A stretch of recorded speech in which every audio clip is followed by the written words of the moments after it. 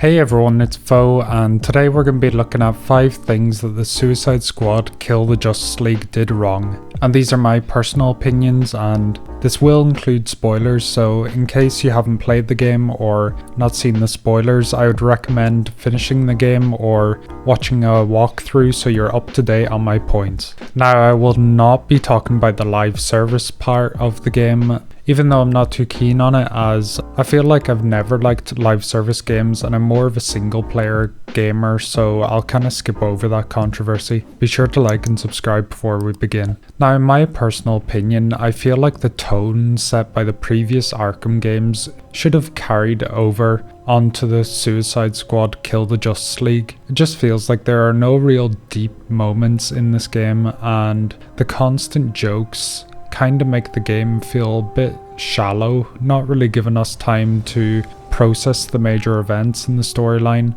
such as the death of all these iconic characters of the Justice League. For example, the death of Batman, who we've all known from the Arkham games, and to be honest, I don't really mind him dying, and if you do mind, that's completely fine. You can consider this game non-canon or not, but the Arkham Batman's death just didn't really feel earned, and I personally found it coming out of nowhere, as we didn't really have a fight with him directly, and with constant joking about, there wasn't really any build up to his death, making it feel a bit tacked on, if I'm honest. Now, I'm not saying get rid of jokes completely, but I feel like the Suicide Squad should still fit within the Arkhamverse, which had a more dark tone, and not have the Arkhamverse nearly accommodate for the Suicide Squad. You can still have jokes, but dark jokes would have been a better suited to the tone. For example, Harley Quinn from the Arkham games had jokes which felt a bit more natural and didn't feel like bombardment of the senses. So anyway, here's the deal. Mr. J is really not up to a visit right now. He's not feeling himself. Well, actually, he was earlier, but that's not what I meant. I feel like Deathstroke works perfectly in this game. He feels more realistic and doesn't need to constantly make jokes to make him so likable, and honestly, because of this, I would rank him as my #1 character in the game, and I'd love to actually see a spin-off game with him in it. If you disagree with everything I've said to you, you can at least agree with this, which is the online only. And yes, they did say there is going to be an offline mode at some point added, but the fact that it's not there from the beginning is very worrying and gives me a bad vibe, kind of like when Overwatch 2 promised a PvE mode and then realized it wasn't going to make the money, so they scrapped it. Now, I have more faith in Rocksteady than Blizzard, but this is extremely worrying that an offline mode was not thought about from the start.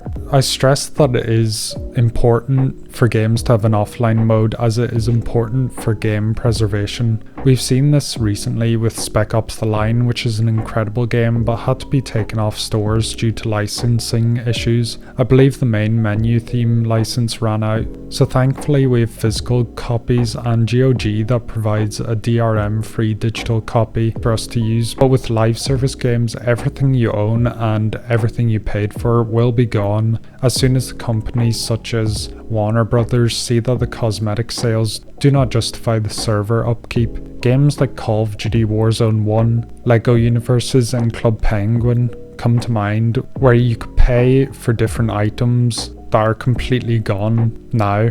And if Warner Brothers and Rocksteady don't add an offline mode, we could potentially lose huge chunks of Arkham lore forever. And with the rumours of only 1 year planned for the game, then this could easily be lost into the video game abyss, which would be a huge shame, as currently you can play all the Arkham games with no issues DRM free on GOG. Now, I know this is rich coming from a massive Arkham fan. I found the gameplay super repetitive and a bit boring. I feel like with Batman Arkham games, especially the combat, although basic, the game gives you an opportunity to master it and make use of all the gadgets in his arsenal in a fun and creative way. The combat is nowhere near the level of Batman Arkham, which felt responsive and did its job, making you feel immersed. But with Suicide Squad, I felt that melee was only really there to lift the enemy up, then to shoot them, making it a bit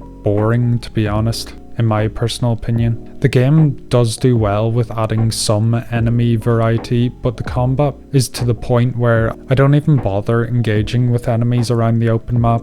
I tend to just fly past them, to be honest, as I just do not enjoy the combat. There are some missions that feel super dragged out also. For example, the missions where you cannot do any damage to enemies, only counter, which is fine against ground enemies, but then you start adding enemies such as helicopters, and in my experience they don't seem to want to attack you for nearly 30 seconds at a time, so it feels like it drags on way longer than it should. And I do worry for the repetitiveness that the missions do repeat a lot. With the saving the civilians and the following the van missions, they kind of repeated themselves a lot, and I'm worried that I wouldn't be able to do that for much longer than I have to. The fourth thing that I feel that Rocksteady got wrong for Suicide Squad Kill the Justice League is linked to my previous issue, which was the superhero boss battles, and this was very underwhelming in my personal opinion.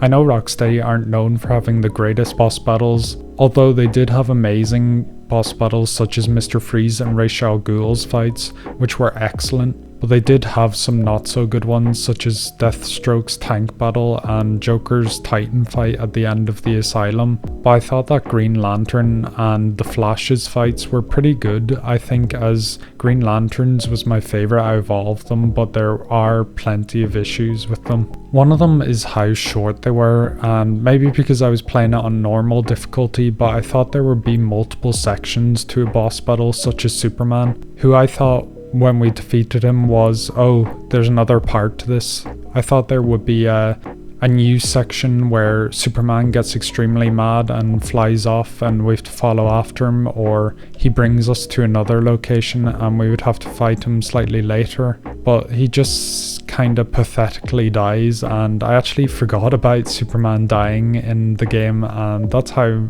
forgettable his fight was, which is really bad as he is one of the most iconic heroes ever, and it is really bad if one of the most iconic heroes ever's boss battle just kind of blends in with the rest of the game. Another extremely disappointing part was the Batman boss fight, and I know it would be really hard to replicate what Batman can do in the Arkham games, but I felt that the Batman boss fight was pretty easy, especially when you compare it to other similar boss battles such as Ra's al Ghul's boss battle, where there was a good bit of variety, and I felt that Batman's fight was another case of when I finished it I was thinking, that's hardly it. Something I found which was really strange was Brainiac's seemingly lack of involvement during the story, and obviously his army and Mind Control Justice League members were there, but if I'm not mistaken, we don't actually hear his voice till after we defeat Superman. And this is kind of a problem as Brainiac is the main bad guy of the story. He is the whole reason the invasion is happening, and in my personal opinion, he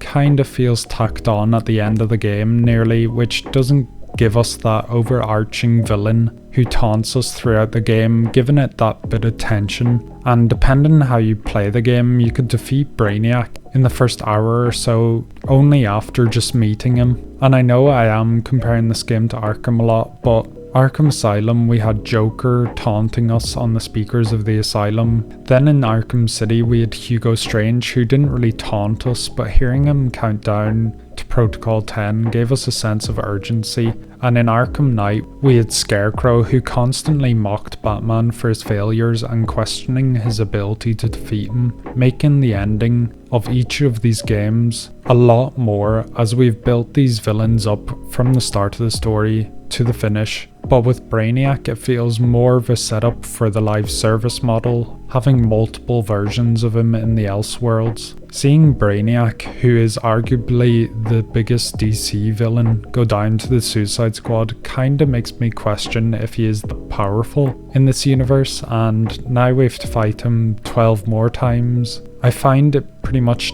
devalues the character, as we've already beaten him once and made a bit of a mockery of him. My overall feeling is that the game just isn't for me, and I guess that's just how it is, and I would have loved a Batman Beyond game or a spin-off like Nightwing or an early Batwoman game, but live service just seems to do a lot better for companies long term, and that's the plan really. But I may make a video of my overall thoughts in the future. Comment down below and let me know if you agree or disagree with my points. Let me know if there's anything else I should add or remove from the list. That's all for now. Be sure to like and subscribe. My name is Fo, and Slán.